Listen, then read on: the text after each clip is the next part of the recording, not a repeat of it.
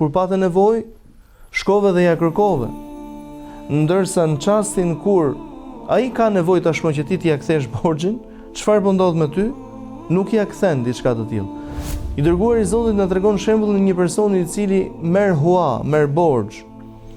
Mirë po merr tek një person i panjohur dhe askush nuk po jepte borxh. Dhe kur afroi data e kthimit të huas, dhe midis tij thot dhe personit që i kish marr borxh, gjendej ujë, ndoshta detin, ndoshta një liqen, ndoshta një lum i madh, çrëndsi po ka kjo. Thot dhe asnjë anije nuk merrte përsipër të kalonte ujin ose detin, ose të kalonte në anën tjetër, në atë ishull. Thot ky person bëri një veprim të pakonceptueshëm, të palogjikshëm, por dëshiroi domethënë të tregonte atë korrektësinë me veten e tij, me veten. Dhe e vendos, merr një dras, e vendos në të shumën e borxhit të huas të cilin e kish marrë dhe vendos dhe një letër, duke shkruar që në ditën që e mora në emër të Allahut, isha Allahu garant, dhe e hedh në det, duke lutur Zotin që të arrijë tek personin fjalë.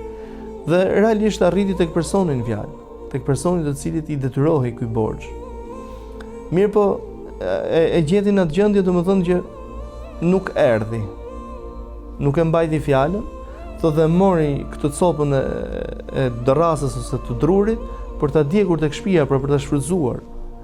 Thotë mirë po, atje gjeti shumën. Të nesërmen ky person shkoi sërish tek huadhënësi. Dhe i thotë të kërkoj ndjes për dje, po asnjë anije nuk lundronte në det për shkak të stuhisë. Thotë, a mos vall dje ke flakur diçka në det? Jo, thotë, sepse nuk do të ishe logjikshme. Atëherë thotë, shko sepse Allahu subhanahu wa taala ka shlyer për ty.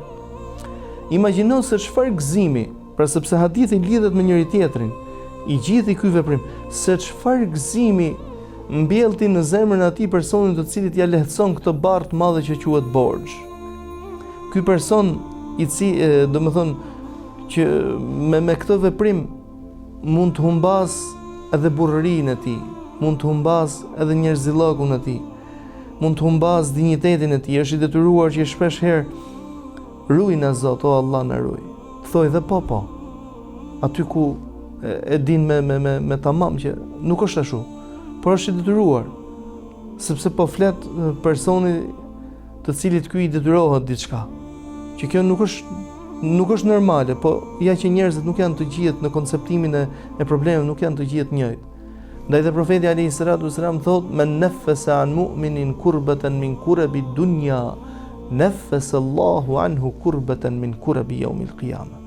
Kush ja lehtëson muslimanit një hall, një breng nga hallet dhe brengat e kësaj bote, Zoti ja lehtëson atij një hall dhe një breng nga brengat e ditës së Kiametit.